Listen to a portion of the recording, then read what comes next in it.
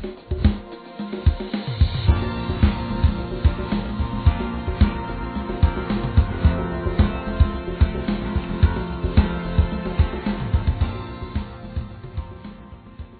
lot of international organizations aren't perfect, but we've also learned over the years that some of the most effective tools that we have are international organizations.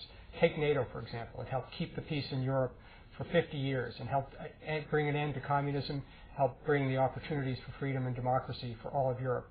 We've worked together with the World Health Organization to deal with the problem of international diseases. We work with UNICEF to help deal with the problem of children and education abroad. So we need all of these institutions, and when they're not perfect, we need to work to make them better. But we'd be far worse off if we didn't have them.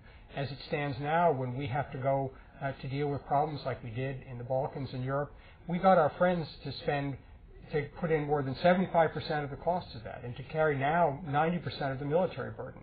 So these institutions need to be worked at, but they're indispensable because they allow us to be more effective, to leverage our own resources, and to help deal with things that we don't want to and can't deal with alone.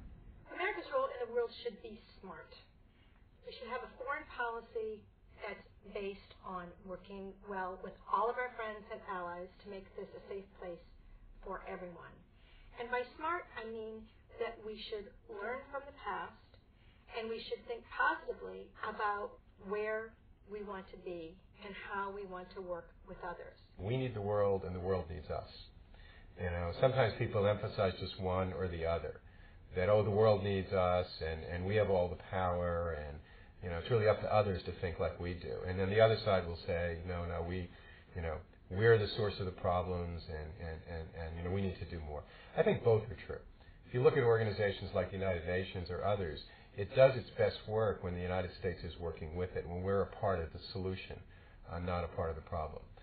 And we find, too, that with all of the power we have, which is enormous, we have the strongest military in the world, the largest economy, even with all that power, the nature of the world in which we live, we simply can't solve problems that really mean things to our people on our own. And so we need to operate from this notion of we need the world and the world needs us.